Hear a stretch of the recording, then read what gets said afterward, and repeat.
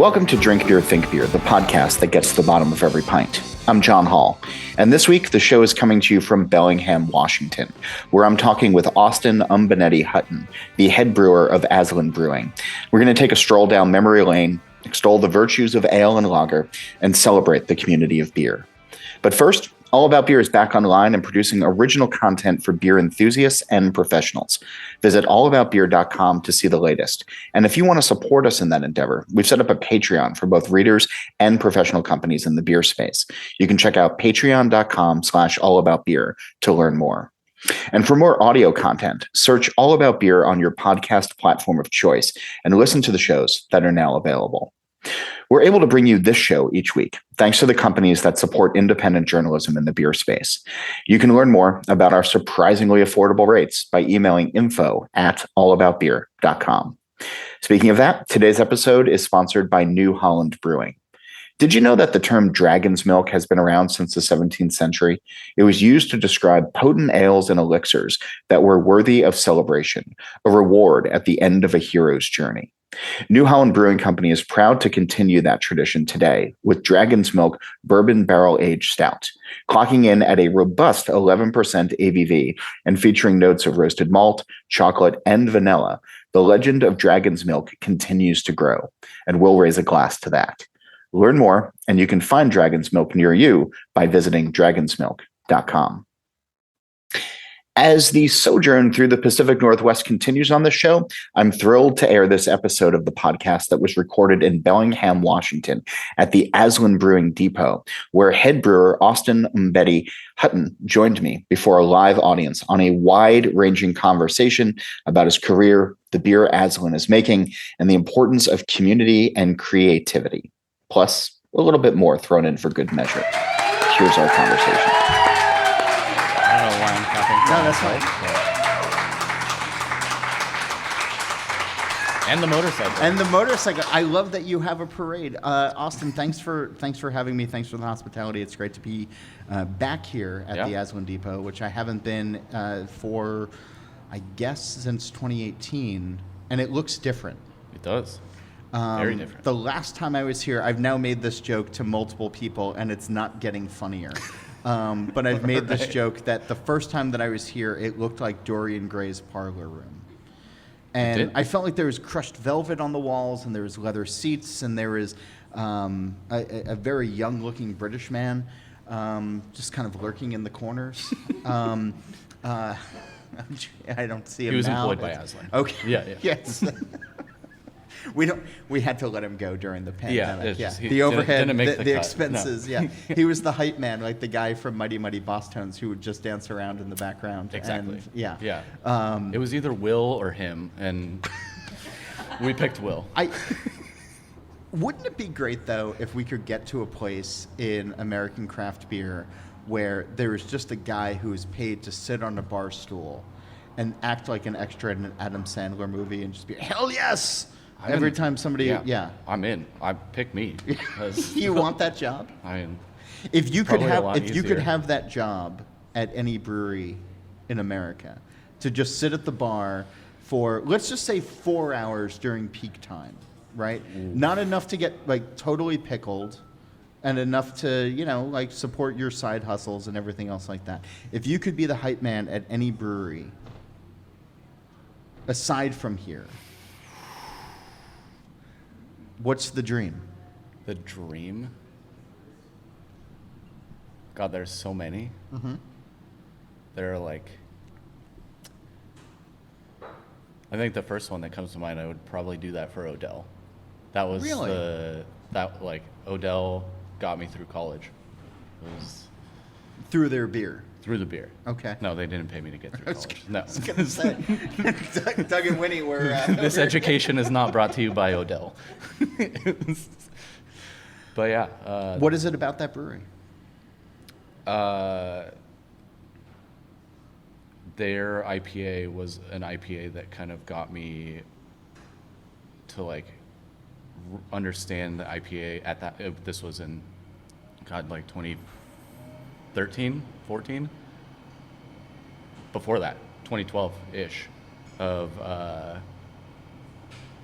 they don't have to be like a blast your palate out bitter bomb, 120 IBU beer, that it can be a little more balanced. It can be, they were one of the first, as like I would have been 22, that like Yeah.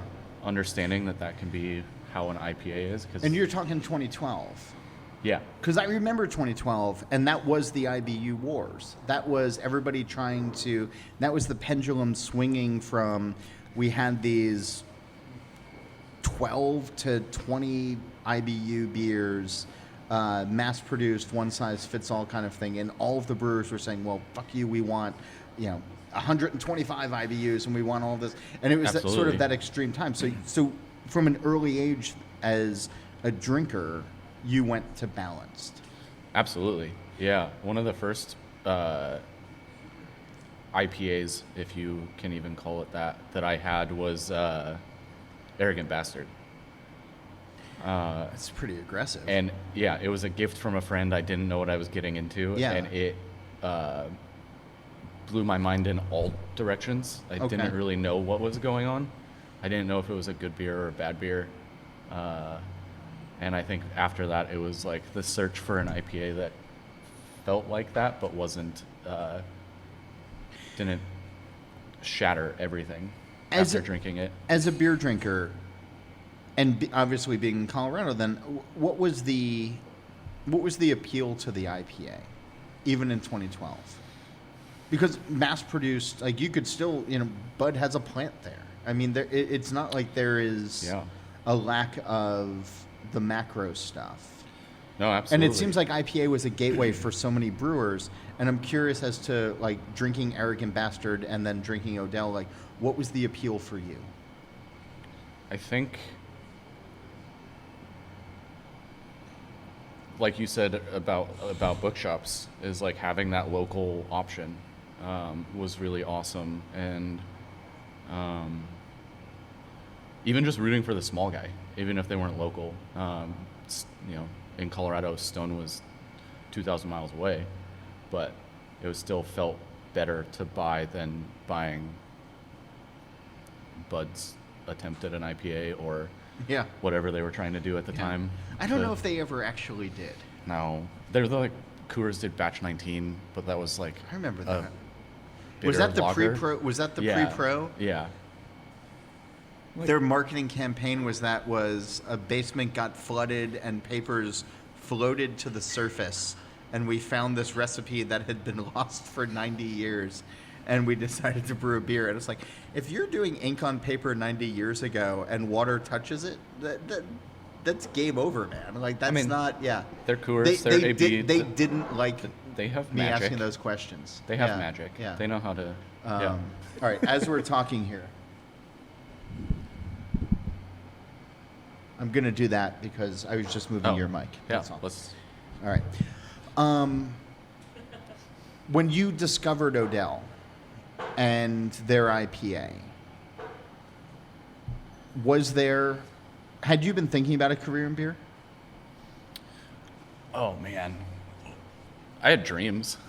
For years, me and my partner always dreamed of opening our own spot, and it was just this, like, I was in school to be a teacher, and it was like, all right, I'm going to work as a teacher, and I'm going to make money, and, that's a good joke, so That's a great I'm going to make some money. It's like owning a bookshop. Yeah. Yeah. Once running a podcast. Exactly. Once I've made all that money, I'm gonna go and open my own spot. And I was like, I had this naive idea that summers would be the time that I would brew, and it was. I've met people who have done that. Great. I don't want to work that hard. Yeah. So I became a brewer. No, but I don't know. Disruptive kids washing kegs. I feel like it's not dissimilar. I've done neither. So. Yeah, keg washer only cries once in a while. Kids are problematic every day. Sure. At least. Again, I've also met brewers who their keg washer is problematic every day. Yeah, I've been there. Yeah. Yeah, we've all been there. Yeah. So I'm gonna get back to what we've been talking about, but for the purpose of this podcast here, we're sitting here at the depot. There's a great group in front of us right now, and we have some beers in front of us. So I want you to tell me a story, and us, the listening audience, a story of Aslan and you in 3 beers. And that's what we're going to do. And we have this first beer in front of us. Before we, and we can start sipping on it. Sure. And I want you to tell me a little bit about it in a minute. But you didn't start your brewing career here. No. Do you remember your first Aslan beer before you started working here? Yeah. Did you like it? I did. It was a style I'd never had before, so it was kind of just like eye-opening in that regard. We made an I'll put this in finger quotes, OPA. An An oatmeal pale ale. Okay. So So an early hazy? pretty much, yeah. Yeah. Yeah. I think it was, Like on purpose or? Mhm. Okay. yeah, but with way less, it wasn't dry hopped the same way. But this was It before you worked here or? Yeah. Okay. Yeah, it was the first time that we came Okay. up to Bellingham You to visit. you are so entrenched that you said we made, and Oh, you yeah. threw me off. Yeah. Okay. Sorry. All right. I there were only 6 months that we were open that I didn't work here. Okay. So Aslan is Yeah. It is It's you. in. You are Yeah, you are I'm Aslan. very in Yeah. it. But yeah, the oatmeal pale ale, very smooth. It wasn't dry hopped, so it's just like hopped on the hot side like a pale ale. Well, it might have Okay. been dry hopped. That's one like detail Okay. I don't remember specifically, but You got to pull that out for an anniversary. I think we coming might up. have Yeah. to. Yeah, Yeah. it's a hazy pale ale now, right? We'd have to change the name, but we can pull the recipe out. I'll pull it out and be like, oh, we knew, yeah. Yeah. all right, we you, were doing you were ahead of the hazies curve. long Boy. Yeah. Where before. did you guys just yeah. Which When you had that beer, though, and before you came here, did that help with your inspiration? Because for a brewer who doesn't start at a place, there is a leap of faith that comes with, okay, I'm going to do this, and especially like with how early on you were. yeah, Did that beer help? it did. I think generally all of my experiences at Aslan before I think I only had 2 experiences before I started working here, and it for anyone who hasn't been up to our brew pub, it a lot of open light or open windows, bright light, plants, Motorcycles. wood. It's like Yeah. some motorcycles, yeah. This like Couple of tow trucks. Yeah. couple of tow trucks. Yeah. This like modern but not, like his still feels homey.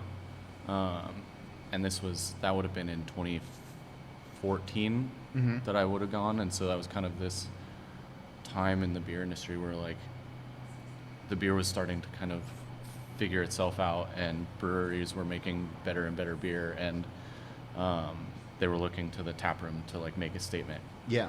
And I think that Aslan's tap room does, and still does to this day. And the depot, very different energy, but that's kind of how as we open new spots, we try and do something to make a statement with that. But so comfort in the tap room, you walk in somewhere and it feels great. Yeah. And then you taste some beers that taste good, and yeah, it was an inspiration. I know I had a friend who went to college at Western Washington, which is in town. Okay. And when Aslan was opening in like 2013, she sent me, excuse me, some Instagram posts or Facebook posts. I guess at that time it was Facebook rather than Instagram, but it was of this group of young dudes starting a brewery that was coming into town. She was like, it's just down the street from the college. I'm super excited. And I had no tie to Bellingham. I don't know why she sent these to me, but ever since then it was just like I've been tied to watching Aslan grow, and Does that friend still drink for free whenever you hang out? Oh yeah. Okay. Absolutely. All right, so we have a beer in front of us. Everybody who's sitting out here has a beer in front of us. What is this first beer? Yeah, this is our Hellas. We do this annually, right towards the end of August. Do it seasonally, and yeah, just clean, easy drinking Hellas beer. Okay. A lot of places do Hellas as a flagship, do Hellas as a regular offering. Why just once a year? Yeah, we do a Pilsner and an American light lager year-round, and we just don't have the tank space to do all of the lagers we want to drink all year. So the Hellas feels, we kind of do the Hellas as like, it's almost Oktoberfest time, but like, it's not quite, and it's still summer. So it's the like, precursor to it? Yeah. It's pre-gaming for a fest beer, kind of. Which you also have on right now. Yeah, and they're very similar beers. Yeah. As we do the Hellas style fest beer rather than like the Martzen. In the years that you've been here, though, have you found that there is is this the whistle that gets people? Is this the steam whistle that gets people start to be excited about Oktoberfest? Maybe. Yeah, I mean, or even in the brew house, does this get like, because you're going to have to start lagering this before? Yeah. Presumably. Yes. When we brewed it, there was kind of this moment among the brew team that was like, it's time. I'm not ready for, because Washington and Western Washington specifically had a really weird start to summer. It was really cold, really wet. Cold. Yeah. It's loosely cold. Yeah, I was gonna say, degrees. like, yeah. But You're welcome to Jersey anytime you want in February and March. Yeah. I'll be there. Yeah. Yeah. But it felt like summer started late. So when we brewed Hellas in July, it was confusing because it felt like the end of summer already. And then brewing the fest beer was even worse. It was the first time we got into like 80 degrees. We were brewing the fest beer. There's been a talk, and I feel like brewers have this, it's a hope for a self-fulfilling prophecy of our shift beers are going to be lagers. We want everybody to drink the Pilsner. We want everybody to drink the Hellas, all of that. Oktoberfest will get most beer consumers interested because it comes around once a year. Sure. Have you found, even in a state where Rainier once reigns supreme, have you found that there is interest in craft lagers? Mm-hmm. And it definitely feels like it's, I don't want to say it's coming up because it feels like it's kind of been here for a little bit, at least for us in this community. We were fortunate enough to have Chuck and Nut in town for years. Sure. And they unfortunately just left Bellingham. But having someone that makes world-class lagers, I feel like this town at least has... I mean, they moved, what, like 25 minutes south? They moved 25 minutes south and then in Portland as well. Yeah. This isn't a Chuck and Nut plug. No. No. Listen, I'll plug them all day. Like Mari and Will are wonderful. They're great. And yeah. And Will makes great beers. And it's sad to have seen them leave town, but that's kind of the nature of COVID. Okay. That's kind of how decisions needed to be made. Yeah. For, whatever. Not whatever. That's someone's business. That's No. But you know what I mean. But again, I feel like, not to get off of the lager point though, I mean, COVID changed breweries' directions in so many ways. Absolutely. That still won't be felt for a couple of years, for the ones that stick around. Yeah. Is there something that you feel that the last 2 years has changed the way that you approach brewing? That I approach brewing? Or the job? Yeah, I mean, COVID's, for any person, has presented an ounce or a pound or a ton of uncertainty. And not knowing who's going to be buying your beer, or how much of it you're going to be selling in an industry that hopefully can rely on some forecasting. That doesn't exist anymore. Some weeks you're selling tons of kegs because people are drinking draft, and then some weeks people are scared, and I don't want to say scared. People are feeling like they don't want to go out and drink anymore. I think scared's fine. Like, sure. It's yeah. The fear's definitely still there, or to an extent. How does that? So that kind of goes into the lager thing, right? Because I feel at the beginning of the pandemic, lagers did really well, and familiar brands did really well, and things that a lot of drinkers weren't willing to take risks. They're like, all right, if I'm going to go out and spend $50, $100 on beer, I want to know that I'm going to drink a 4-pack this week, where maybe I would drink a 4-pack over the course of 4 months. Now I'm going to drink it in a week. I want it to taste the way that I want it to, and some of those brands, landed well. I'm thinking of like Bell's Two Hearted, and like some of the other, like national brands or national-ish brands. Yeah. Did you see that with you all? And did lager or pilsner fit into that? We definitely saw a stability to the flagships, whether the hazy IPA or pale ale. Some familiarity with the American light lager helped for sure. We'd been doing a little bit of work starting in 2018, like developing our lager program, so there was like an in-town familiarity that definitely helped.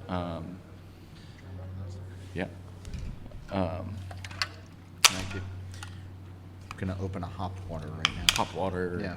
But yeah, the lagers, they have been steadily growing for us. Every year since 2020, we've made more of our Pilsner and our light lager than the year before. It continues to grow. Does there need to be a thoughtfulness that comes with, you said lager program, does there need to be a thoughtfulness to do it well? Absolutely. Yeah. Thoughtfulness, I think patience, I think whether you brew with tradition or you live wholly within the tradition of lager brewing or not, I think you have to. Thank you, Aaron. We're saying thank you as beer too. As beer is being delivered, yeah.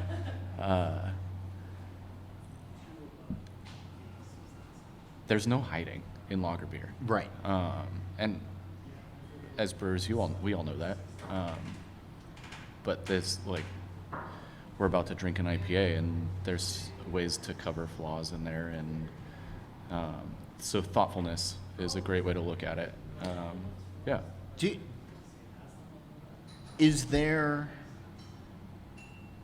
an understanding, or you obviously never want to do it, but if you have to dump a beer after so many weeks, if it just doesn't get to it, hopefully you haven't had to do that, but is there a part of the brewing experience where you have to just sort of steel yourself to be ready to do it just in case? Absolutely. Yeah. Yeah. Even at your guys' size. Yeah. Yeah, it's a shitty feeling.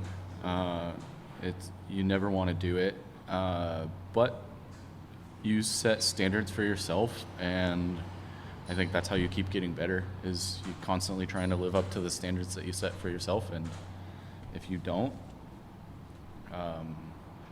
then down the drain. Yeah.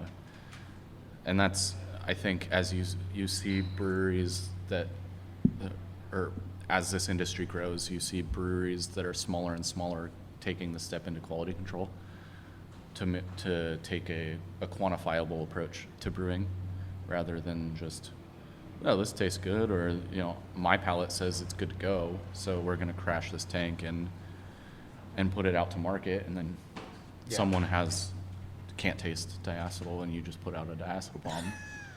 I've been there. Which we've all, I've been to that brewery. Yeah. We've all been there, and no shame in it. Like, some people can't taste it, some people can't. Off flavors are individual. So, being able to move into a quantifiable quality control standpoint has helped kind of. Yeah. It ties into that thoughtfulness of lager brewing. Yeah. All right, so beer 2 is down, and I don't want to keep people from drinking it. I'm getting one very prominent note off of this that I don't want to say until everybody has a chance to try it, so as to not spoil palates. But I'm intrigued by what you're about to say. yeah, I haven't even tasted it yet, but just the aroma of fresh cut warm pineapple. Warm pineapple. Yeah. All right. You know what I'm saying? Like, Can you come write our beer descriptions for me? That's way better than I can do. No, you get a wooden cutting board. You have a pineapple, and you cut it open. and Specifically a wooden. It has to be a wooden cutting board. Gotcha. Yeah. All right. And then you cut it open, and you cut it into chunks, and you leave it for a little while, and it gets down to room temperature, and it has that concentrated, dull note to it. Yeah. Is this Mosaic? No. Thank God. What's the hop that's what hop is giving this flavor? Because I'm so tired of people saying like, oh, Mosaic gives off pineapple, and all I can get off of Mosaic usually is caddy. And I was really hopeful that because we are so close to the hop growing region, that you're getting great lots of Mosaic that They're fantastic. Don't get me wrong. Yeah. Our Mosaic IPA, awesome. Okay. What are the hops in this? This is. What are we drinking? Yeah. Aaron? Aaron left. We're drinking. Sorry, no confusion. I know exactly what beer we're drinking. Aaron left the podcast. She's like, this is. I'm out. This guy is terrible. The worst. Poor Austin has to sit up here. Oh, I thought you were talking about me. No. Oh God, no. No. Aaron's contemplating a complete career change right now. Yeah. Back to bartending. She's on LinkedIn. This is called Marigold IPA. Myrtled? Marigold. Marigold. Like the flower. It is a clear-ish IPA. So more in the West Coast family. I would call this like chill haze kind of ish. Intentionally unfiltered. World So podcast. It's called Marigold IPA. Marigold. Yeah. Like the flower. Like the flower. Just an intentional, let's put IPA. No hazy, no West Coast. It's just aiming for IPA. I don't even know what that means, but okay. Is there such a thing? No, I would hope so, but I also don't know what that would be. Georgetown in Seattle. I've heard of them. Makes a beer called Bodhisattva, and they intentionally call that beer an IPA. And I think a lot of breweries are choosing to go in that direction of like, it gives you a lot more freedom. I think in the past, an IPA meant a West Coast IPA, and now we're being forced to pick between being hazy and West Coast. And there's so much beauty of IPA in between that we don't need to pigeonhole ourselves with the qualifier. Okay. And while when I brewed this beer, I wanted it to be more in the West Coast style, it's not. Because it has those hazy attributes with the pineapple. Yeah, it's very fruit forward. So what's the hop? This is Cascade, Chinook, and Pecco, or Pico, or I don't know. I've only ever seen it spelled. I don't know how to pronounce it. Pekko. Okay, but that's where that has to come from. Yeah, it's a newer, came out around the time Azaka came out. Okay. Yeah. More in just a moment, but if you'd like to help keep the show on the air, please reach out to info@allaboutbeer.com. And I'll remind you that today's episode is sponsored by New Holland Brewing. Did you know that the term dragon's milk has been around since the 17th century? It was used to describe potent ales and elixirs that were worthy of celebration, a reward at the end of a hero's journey. New Holland Brewing Company is proud to continue that tradition today with Dragon's Milk Bourbon Barrel Aged Stout. It's clocking in at a robust 11% ABV and features notes of roasted malt, chocolate, and vanilla. And the legend of Dragon's Milk continues to grow because of that. And we'll raise a glass. Learn more and find Dragon's Milk near you at dragonsmilk.com. And now, back to the conversation. Being so close to being in the hop growing region of America, when do you start thinking about, okay, there's new hops that are coming out that I might want to mess around with? Like, when does that conversation, like, you were saying, like, before, like, oh, I'm with the brewing team, we're talking about, okay, now it's time to brew the Helles, which now means it's time to brew the Fest beer, and, like, that kind of thing. Yeah. When can you actually start thinking about new hop IPAs? Well, that's a loaded question. Yeah. We Aslan is 100% organic, so that changes our availability of hops. So when Yakima Chief gets new hops and brewers are getting them, I tend to have to wait like a year or two before it goes organic. So I start thinking about that years in advance, basically bugging the rep of like, hey, when is this going to be organic? When is this going to be organic? And it comes down to when the farmers are ready to put it in the ground. And I think it takes 3 years for a hop field to be certified organic. So they'll have like worked it through. So I'll know it's coming from the intention of the grower, but I don't get the same freedom to play with hops. Are there anybody that's messing around with organic from first gen? That you're aware of? I honestly don't know if the WSDA allows it in that way. I don't know. I'm out of my depth here.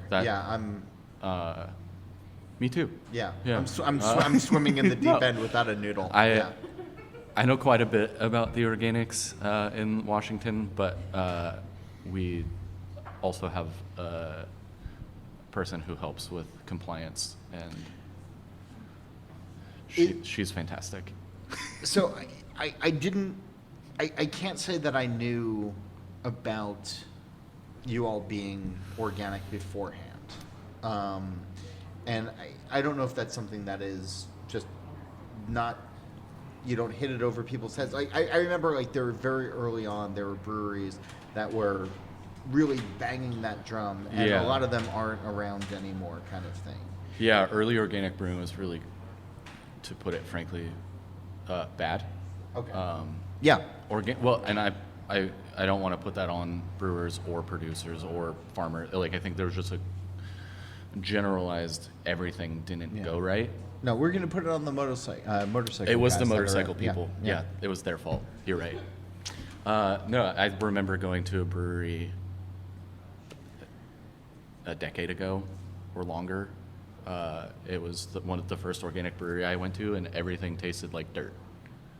And it was just like, and I think that's where, like, some people have that idea that if you're all organic, it's going to be really earthy, and it's just like kind of crunchy granola brewing. And you've proven that that's not the case. Absolutely, yeah. What are 2 or 3 of the challenges, and then 2 or 3 of the rewards that you face and experience? Yeah, availability. Okay. Is one. The word's escaping me right now. Variety. Okay. When we started, I think we had contracts for Cascade, Chinook, Centennial, and Bravo. And you just had to make. And we just had to make. And you're asking people. We had 18 taps when we opened, so you're asking a brewer to make 18 different beers with 4 hops. And the fact that we got anywhere close to that is awesome. It's changed a lot. I'll say that. We work with Roy Farms out of Yakima, Sure. directly. They're fantastic. And they're great, and they're dedicated to it, Yeah, they're doing or committed to it, I should very say. committed. Yeah. They're doing all organic, and all of their hops are salmon safe as well, which Yeah. is beautiful. So Can you really quickly, because I know what this is. I don't know, and I imagine everybody here knows what this is. For folks who are listening at home, Salmon Safe, being up here, we are in the extreme Pacific Northwest. Yes. Like, we are 25 minutes from Canada, kind of. yeah, Pacific Northwest. we're closer to Canada than we are to Seattle. Uh, Yeah. Which, depending, on the day, like, that's probably a pretty good thing. Oh, it's great. But Salmon Safe. Yeah. Can you speak to that briefly? I can be very brief. No, it's great. Or go long. I don't care. No, I mean, It's your place, man. so at least from like a salmon safe certification, it's about what goes into the water, like what chemicals farmers are using, what will be affecting the fish, because they are such an integral part of our ecosystem up here. Yeah. That the more we can do to protect them, generally, the better we're all going to be in the long run. So a lot of it is lack of fertilizer or spray pesticides, or the list goes on and on. Sure. So to have a farm, whether it's a barley growing farm or a hop growing farm that is committed to both organic and salmon safe, shows a lot. I think it shows a lot for how they're committed to where we're headed climately. Yeah. That's not a real word, but No, I understand you know what what you're I'm saying there. yeah, it's this industry takes a toll on the climate, and so what we can do to give back to it is and it's not just climate. There's a lot more to it than that, but with the world we live in right now, that's kind of it's on a lot of people's minds. As you think about, and as Beer 3 is coming out right now, but as you think about your brewing career 10 years from now, because you're in a more thoughtful part of the country, I think. I mean, I heard, I was at a tap room earlier this afternoon. Thank you. And, there are people talking about, recycling in a way that is just not common where I live. Yeah. And there were other conversations that I've heard over the years of being in this area, or experiencing of like no waste and et cetera, et cetera.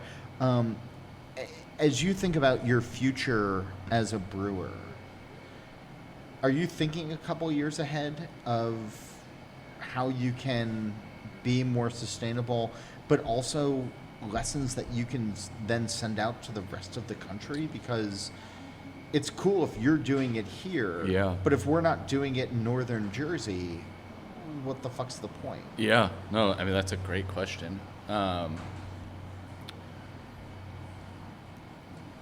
Yes. Okay. No. Thank you. Good night, All right, everybody. we'll see you later. No. We definitely spend a lot of time thinking years in the future, as we talked about, like as hops are being grown, or like the agricultural impact, but also, oh man, there's so much to that question of. I mean, you have an audience. We got time. We got time. Yeah.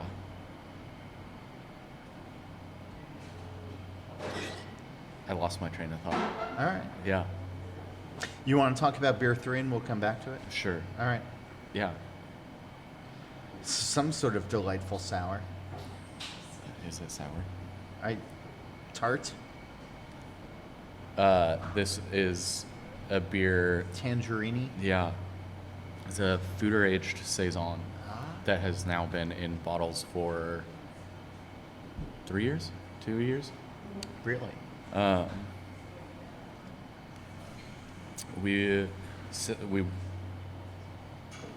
What is the beer? The beer is called Francis Farmer. All right.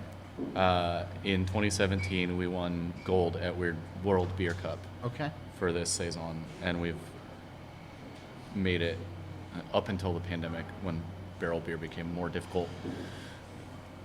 What was For the us. difficulty? Labor. Okay. Yeah, we just didn't have time as we weren't working. Yeah. And wood is great to like sit beer in, but if it sits too long, then things can get really gross or really weird, or just they can take a turn. Okay. So Francis Farmer has been a beer at Aslan up until I think 2019, and then we haven't quite gotten back into our barrel program as much as we'd like to.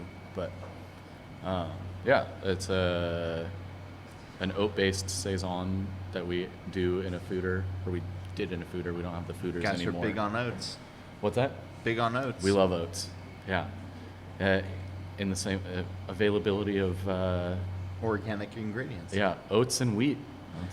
Yeah. When we can get our hands on other things, we love it. But oats and wheats, Yeah. they hold us over. So This is delightful.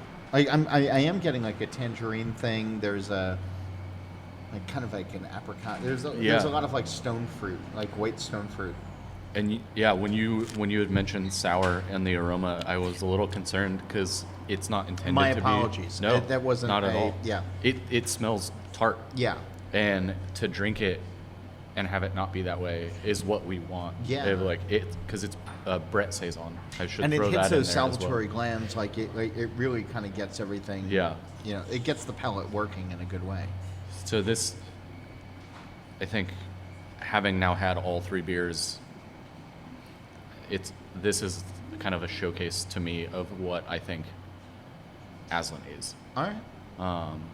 Like we are lagers, IPAs, and when we have the time and the labor to do them, really great oak aged beers. So I have 3 questions for you then before we go. So the first is the cans that we opened earlier on, for those who are curious. This is sparkling hop water, and this is an NA beverage that doesn't quite taste like wort, and it doesn't quite taste like vegetal sparkly hop water. It's somewhere in between. Yeah. Like there's a niceness to it. Where does this fit in the portfolio? The portfolio, but then where does this also fit into your, as a brewer, drinking experience? Oh man, hop water is my favorite. I love it. It's a bold statement, Cotton. Yeah, we'll see how it works. Is this new? This is new. This is a new How product. new is this? We put it out in May, April, somewhere in there, spring. I'm looking off stage to. Yeah, I know your PR team is like, they're coaching me through the whole thing. Sell it. It's available at Fred Meyer. Yeah. It better not be yet. Is it at Fred Meyer? No, we're not ready for that yet. All right. No, we're almost there. No, we launched it in April, and we've just always wanted to have an NA option. And in doing research for NA beers, it's really difficult to make without a lot of space and a lot of money. Yeah. Well, I mean, you need tunnel pasteurization. Yeah, Like, absolutely. yeah. And reverse osmosis is like the way to go. And that was a piece of equipment that was like $500,000. Yeah. And I was like, we don't have that. So we're not making NA beer, I guess. And, there are ways to do it, and it just never quite hit flavor-wise for us. That's speaking of beers that ended up going down the drain, of like test batches of NA product, like arrested fermentation, that type of thing, yeast management of NA product. It just, none of us really liked it, and so we kind of pivoted. I don't want to assume that everyone has had Lagunitas hop water. but I still haven't. oh, highly recommend it. All right. Ours is nothing like it, so that means nothing to is this it better? conversation. No. Different? Okay. No. All right. Ours is way better. Yeah. That's what I'm saying. No, theirs is very different. Okay. They're a big brewery, so they can use, and they're not organic, Right. so they can use organic hop oil, or not, or pause, Non-organic hop oil. Okay. And that goes into water in a bright tank, carbonated. Okay. They add natural flavors and yeast. All right. And yeah, ours is just hops and water. So I dig it. Like it has this burnt orange peel flavor to it. Like it's. I can't say that I have a lot of experience with hop water, and I don't know. So this is the thing. You said you wanted a non-alcoholic option. yeah, Where does this fit in your mind to, like, what occasion is this for? Because I'm struggling to figure out, like, is this how I end a night? Is this how I start a night? Is this, like, how I pace myself in the middle of the night? Like, that's the beauty of it. Is it that's your choice to Yeah. make, and for me personally, I love it as a spacer. I love it with lunch when I want a beer, I think I do too. and I love it when I'm doing a podcast and need to not drink so many beers. Sure. It's important. And yeah, it's just me and one of the owners, Jack. Like, we go through like a case of this a week. We're just crushing hop Sure. water, and that's just at home. Like, there's the I was brewery. gonna say. just- I was yeah, gonna say. At the this rest of point, it, like, you should probably just have it on draft, and because cans are expensive these days. no one buys it on draft. Okay. I don't know what it is. There's like a visibility to Really? it when people see the can of it. It makes it easier to sell, because hop water in a glass just looks like murky water. Okay. It's not the least appealing thing you can put in a cup, but Yeah. All right. it's just the can is so much prettier. It's an attractive can. Yeah. On this show, for I don't know how long now, but I've been asking a question of the guests, and there's this television show called The Good Place. I don't know who's seen it. Has anybody seen The Absolutely. Good Place? Right. So in the final season of The Good Place, there's a concept that is introduced called the green door, and you can walk through a green door and be anywhere at any point in time with whoever you want to be with. So, if there was a green door on our plane of existence, and this conversation could end, and you could walk through it, what brewery or bar would you like to go to? What would you like to be drinking? And who would you like to be drinking with?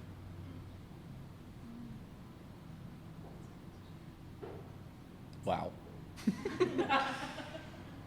First of all, thanks for listening to the show.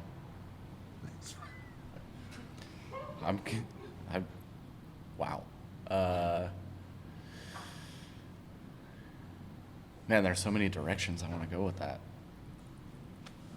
We have a captive audience, and most of them have full beers. So Yeah, if you want to give plenty of two time. answers, I'll let you give two answers. I'm gonna go for two dream spots because I've not traveled to Europe personally. If I go walk through that door and end up at Cantillon, Sure. I think I'd be the happiest camper. Or have had plenty of friends talk about Augustiner, Yep. and I'm just, yeah, I can go drink lager all day. And Who do you want next to you? Kirsten. No. That's very sweet. Thumbs down. Nope, not coming. All right. Where would you be? I am not being recorded right now. Absolutely not. Whoa. Fair enough. Cantillon. Cantillon. I'm down for multiple Okay. Austin said,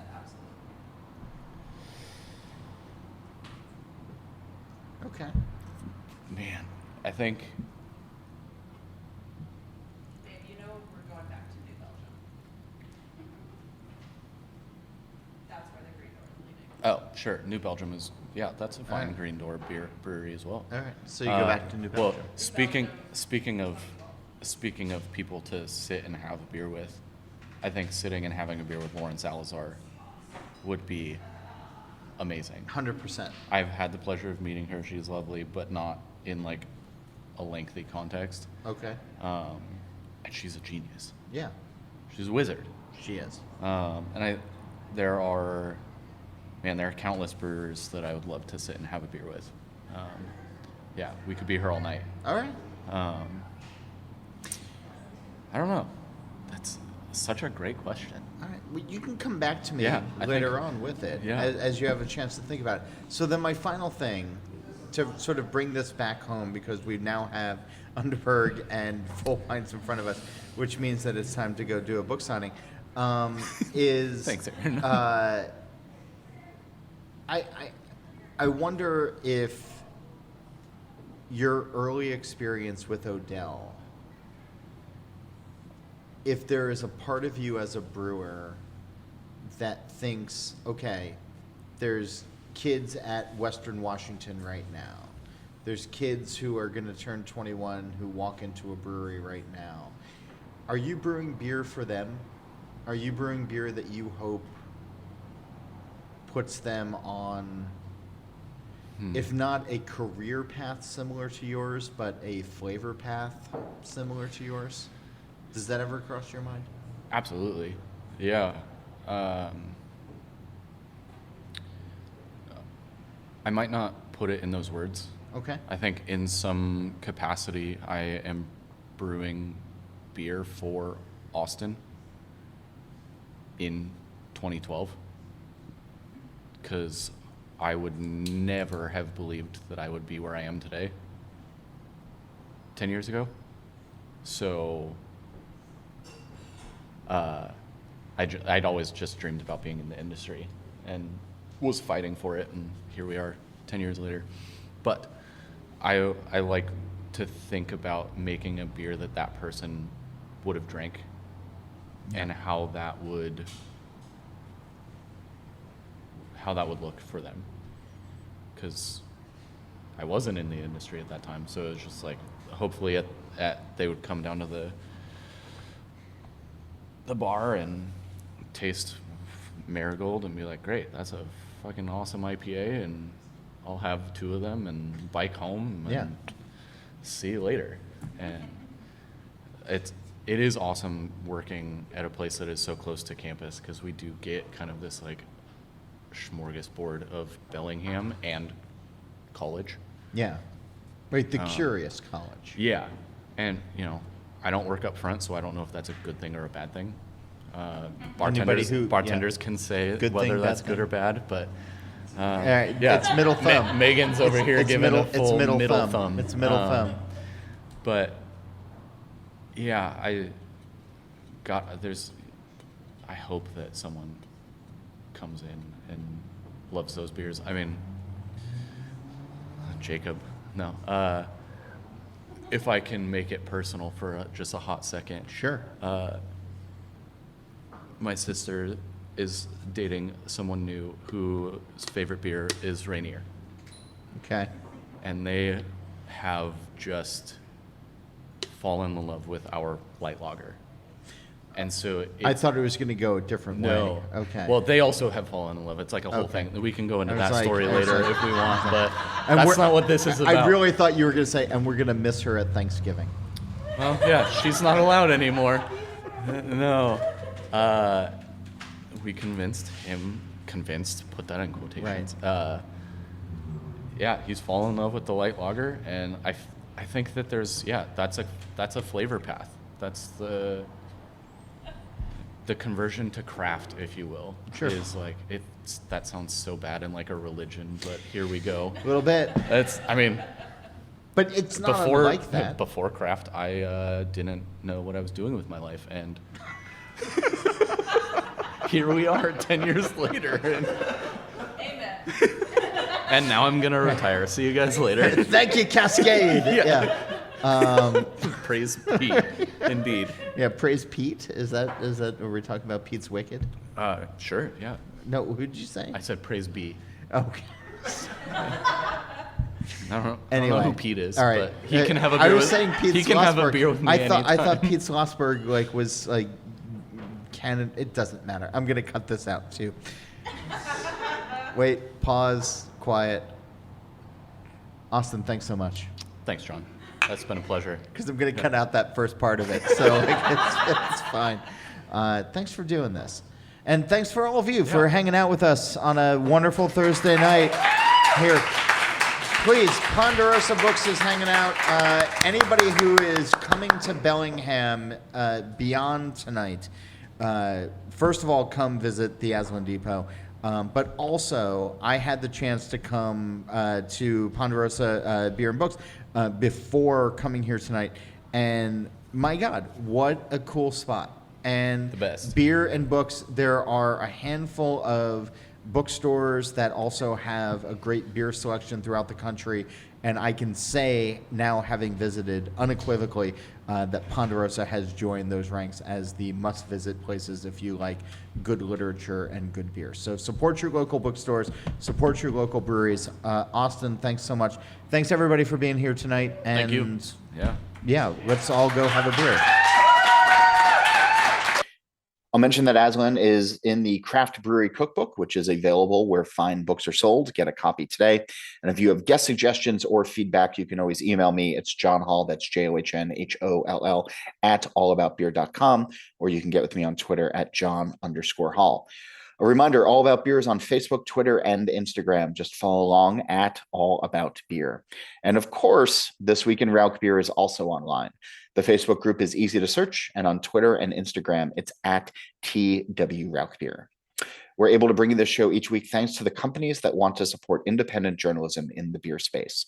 If you would like to learn more about our surprisingly affordable rates, please reach out to info@allaboutbeer.com. Speaking of that, today's episode is sponsored by New Holland Brewing. Did you know that the term dragon's milk has been around since the 17th century?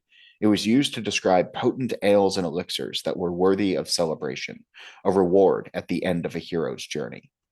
New Holland Brewing Company is proud to continue that tradition today with Dragon's Milk Bourbon Barrel Aged Stout, clocking in at a robust 11% ABV and featuring notes of roasted malt, chocolate, and vanilla.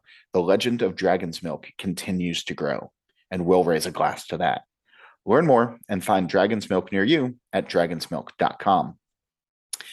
A reminder, All About Beer has a podcast channel now. Search and subscribe on your podcast platform of choice. Steal This Beer has new episodes every Monday, and the BYO Nano podcast comes out on the 15th of every month. And don't forget to go visit allaboutbeer.com. As for this show, Nate Schweber does the music, Jeff Quinn designed our logo, and I'm John Hall. New episodes release every Wednesday, and that's when I'm going to be back again to drink beer and to think beer.